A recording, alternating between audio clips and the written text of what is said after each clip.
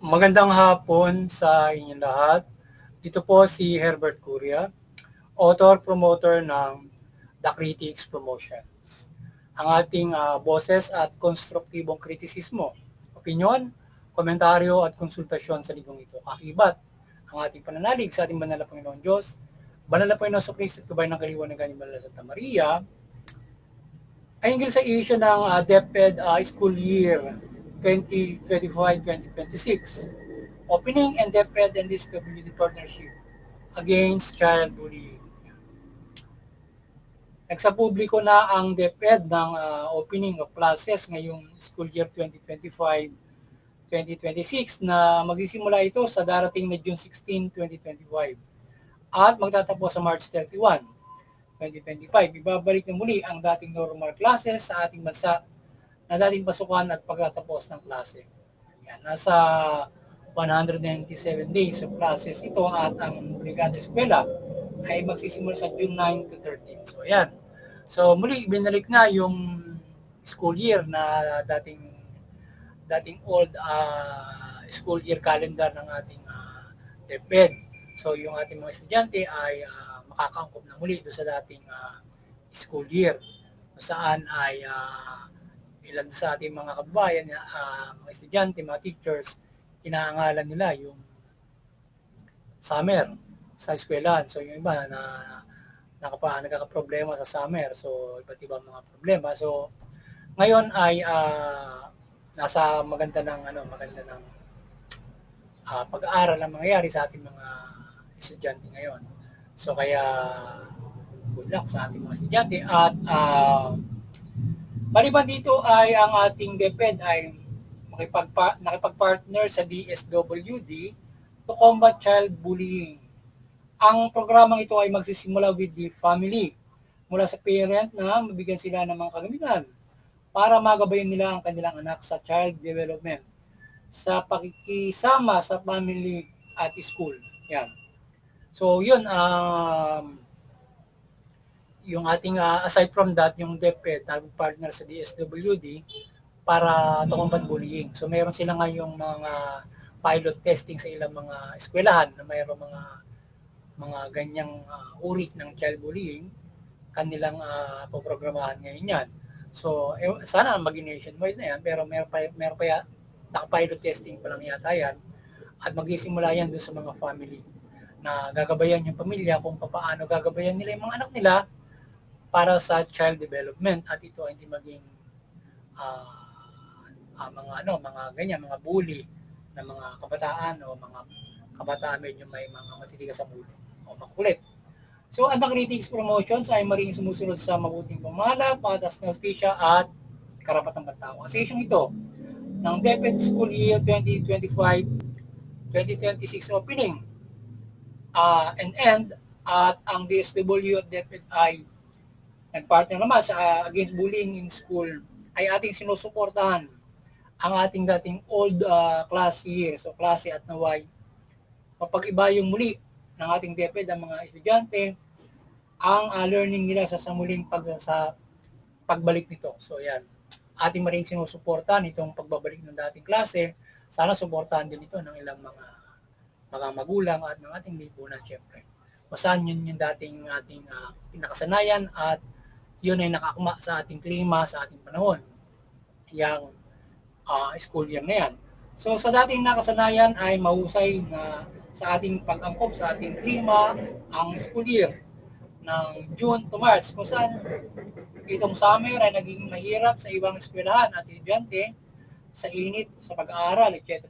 At ay muling makapag-aaral ang ating mga estudyante at makapagturo ng lubos sa mga teachers sa dating school year ngayon darating na pasukan. So yan. So maganda naman yung ating old school year sapagkat ito ay tingin natin ito yung angkop sa ating klima na kaya siguro ginawang ganyan yan ng ating pamahalaan. Yun. Kapag summer ay doon nagbabakasyon. So sa usapin naman ng pag-combat sa school bullying ay ating sinusuportahan din ang hakbangin na ito ng ating pamahalaan at sana suportahan ito ng lahat ng mga magulang mula DepEd at DSWD sa request ng mga senador Mahalaga ang pagdisiplina sa mga estudyante o kabataan upang hindi sila sakit sa ulo, sa kapwa nila estudyante at maging sa bahay at komunidad. So dapat yung estudyante ay magabayan in child development and discipline para hindi sila maging sakit sa ulo ng eskwelahan at maging sa bahay. So dapat yung mga magulang ay matutong magpapalaki ng anak nila para yung anak nila hindi maging sinasabi yung mga gumagawa ng katarantaduhan sa eskwelahan. Yan. Mga bullying, mga ganun mga bagay. So ngayon kung yung gabay ng pamahalaan parang bibigyan sila ng mga guidance o guide tools para yung mga kabataan kung paano nila mapapalaki. So pag iba yun ng mga magulang ang pakikisa diyan para malaman nyo kung paano nyo palalakihin yung mga anak ninyo at syempre mga karanasan nyo sa buhay na kayo palakihin din. Ayan. Para mapalaki nyo na maayos sa inyong mga anak at hindi sila mapahamak doon sa kanilang pagiging bully o pagiging hindi mabuting bata. Yan. So we hope mapag-ibayo ito ng ating DepEd at DSWD at mga parents at naway pakutulong dito ang mga TV channels natin na malihimin nila ang mga shows nila at influence na hindi sila nakakikayat ng bullying sa mga kabataan or in our society o komunidad. Pagkos ay maging disiplinado at kung may mga ganyan mga ugali at hindi dapat makipagbulihan, kundi gabay ng kabutihang asal at pagsunod sa Diyos at magulang, etc. Goodness. Yan. Sana mapag-ibayo ito ng ating DepEd, DSWD at ng mga magulang, yung paggabay nila sa mga children para ito ay magkaroon ng mahusay na child development. Para hindi sila maging bully, may iwasan na yung pagiging matigas ang ulo ng mga kabataan at sila ay maging disiplinado. At yung ating mga kabataan na hindi rin instead na maingganyo silang makipagbulihan sa mga bully, ay matuto sila doon sa makadiyos, makabatas at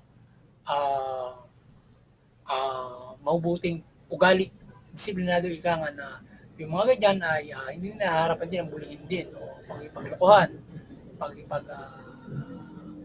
pagipagbulihan, kundi gabay or iwasan or magtimpi sa mga ganung mga bagay. Ngayon ay mayroon namang guidance ang ating eskwelahan at yung ating mga parents, yung mga estudyante, yan ang dapat yung mga anak.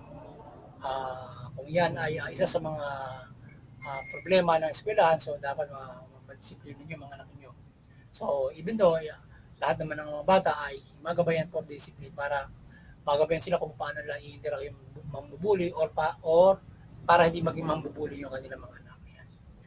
So ang bullying ay hindi maganda sapagkat ito ay panunuya, pambabastos ng kapwa na hindi mabuti o pang-insulto at hindi mabuti o healthy sa school at maging community o pamilya ang mga ganitong mga pag-uugali. So people interact at maging mahusay in local at rationality in facing those kinds of behaviors to guide them in good. Inadmissible jokes continuously or teasing is bullying and insult to others. So yan. So yung mga hindi katanggap-tanggap na mga biro na nakaka-insulto, nakakasakit ng damdamin, ng puri ay dapat may iwasan. So maging mahusay sa pagharap yung ating mga estudyante para hindi naman naging balat sibuyas yung ating mga estudyante. Matuto tayo sa isang mahusay din na pag-dialogo or pagsaway, maaari. Or else ay yung siyempre ang lahat ay matuto na hindi maging bully, magabayan sa mabuting ugali, maging disiplinadong estudyante at hindi kayo tarantado sa kapwa nyo estudyante. Maging sa bahay or maging sa community. Yeah. So, again, naway magabayan ang lahat ng ating banal na Panginoon Diyos at hindi maging ugaling bully at manloloko. So yan, sana yung ating mga estudyante magabayan kayo ng Panginoon Diyos sa mabuting pamumuhay. Yan, masunod yung mabuting balita. Yan, dapat igabay palagi ng mga magulang yan. At yung mga bata sa eskwela, sana yung pagdisiplina kasama yung pag-katikisim para sila ay maging mabuti sa eskwela.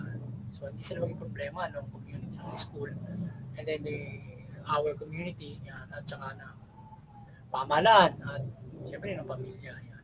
Sa ganung klase ng mga ugali na nagkakaroon ng away, naging mag-away, yan, nauwi sa injury, yan. Mas malalang kaso, yan. Dahil yung bullying, unjust vexation yan, na or iba pa kaso, mayroong bullying na kaso na ngayon yata. So yan ay hindi maganda kasi ito ay case na ngayon, parang nasa unlegal acts na ngayon yun. Kaya dapat ay matuto na iwasan yon ng mga tao. Yung iba kasi ay hindi napaparusahan doon sa kanilang bullying, ginagawang paglabag sa batas, kaya patuloy sa ginagawang ganon. So kaya yun dapat ay magsisimula sa pamilya na madisiplina yung mga anak not to do that kind of illegal acts or mga hindi magandang pag-ugal. Yeah. So muli, maliwanagan ang sambayan ng ang bansang Pilipinas, wala pamahalaan ng sambayan Pilipino, yung pamahalaan mamahala ng mabuti, matuwid, tugunin yung karapan ng tao, patas na justisya, iwasan yung paggawa ng korupsyon, pang-abuso, yan, katiwalian. Pagkos ay mamahala kayo ng mabuti at maging maka-Diyos kayo sa inyong pamamahala. At doon naman sa mamamayan, iwasan nyo yung paglaban sa pamahalaan, paglabag sa batas. Bagkos ay suportahan nyo yung pamahalaan sa kanilang mabuting pamamahala, patas na justisya, karapatang pagtao, pagbabairan ng patas na politika, ekonomiya, social, civil, cultural, mga ganang mga bagay. At hindi sa lahat, makapamumuhay tayo na at tayo makapamumuhay ng mulad, protektado, at higit sa lahat, makapananampalataya tayong lubos sa ating banal na Panginoon Diyos, mula Panginoon Hesus Kristo.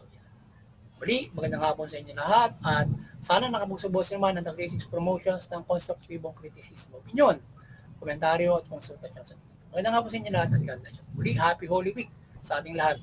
Yan. At ngayon, linggo ng pagbubuhay, Happy Easter Sunday. Yan. Happy Resurrection Day.